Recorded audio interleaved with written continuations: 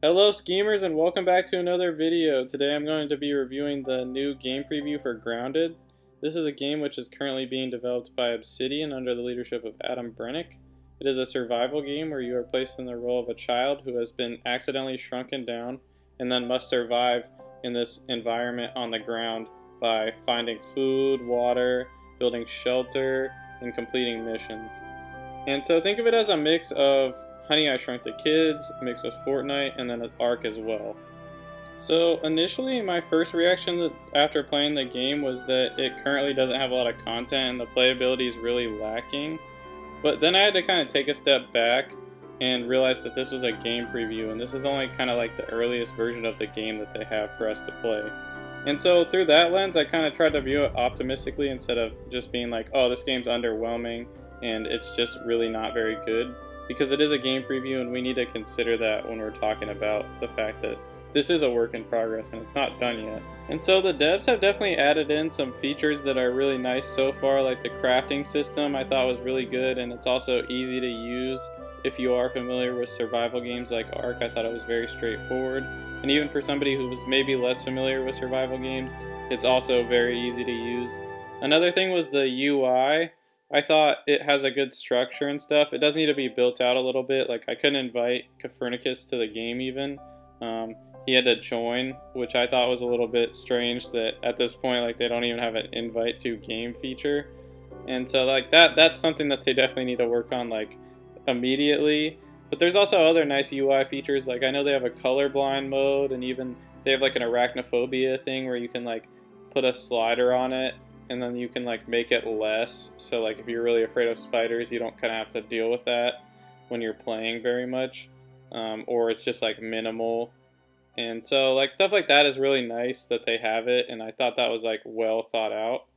And really the place where this game shines is the building. So really the thing that's great about the building is that you can lay out, like you can make a layout for your house, or like kind of a blueprint in a way, by just placing the walls, and then you don't actually have to build them. You can just place all the walls and kind of build your structure out without actually using up the materials. So you can kind of make it exactly how you want it, and then you can get the materials and build it. So I thought that was really great, and kind of I'm excited to see where they go with that in the future. And I think they can really expand upon that, and I think that's the one angle where this game can maybe really crush it in that building. Yeah, and so I also wanted to look into the actual developer, more specifically Adam Brennick. And so I found a great article that I'm just going to link in the description, and it kind of interviewed him and asked him like kind of what is their goal, and kind of give more of a like explanation of the situation with this game. And so actually some of the stuff I found in that article was really surprising. Like they are only working with a 14-man development team, which is really small, and so I wonder if that is really going to affect the content pipeline for this game. Like I wonder if updates are going to be coming out really slow because they are working with so few people, especially since only half the map is done and there's like hardly any quests in the game right now, and even like the UI system does need to be updated and kind of finished. So that was kind of a big concern for me, although he did say that it was a very experienced dev team, even though they did lack kind of quantity. As far as developers, they did have a lot of experience. And I think he also did good things by acknowledging like that they will make mistakes during this development process. So I thought that was great because he seemed to be really honest about that. And it kind of makes you trust them more to kind of follow a plan and try to do the right thing with this game. Even though sometimes they might mess up, hopefully they would backpedal and fix their mistakes. And so overall I feel good with where the development team's at, and I feel like other than the fact that they don't have a lot of devs, I do feel good about the development team and the vision they're kind of laying out at this point in time. So I like that.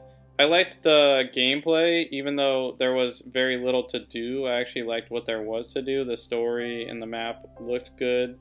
And so with that, they do have a solid foundation to build this game on, especially because the building is so nice, and then the crafting system is also good. So they really just kind of need to start pumping out content, especially if they're going to ask customers to pay $29.99 for a game like this. Definitely not, as it currently sits, is it worth that $29.99. Although if you have Game Pass, you do get it for free, so it's definitely worth checking out if you do have Game Pass. But especially like when you compare it to something like Ark Survival Evolved, which was $39.99, it doesn't come close to the amount of content or even quality that Ark was at this stage in its development. So that was a little disappointing to see, and overall I just wouldn't recommend buying it if you don't have Game Pass. And if by some miracle you're still here, you're still not tired of listening to my voice, please consider subscribing to the channel and smashing the like button for this video. It really helps us out with the YouTube algorithm and shows us that you guys are enjoying the videos. And then otherwise, just have a good day, schemers.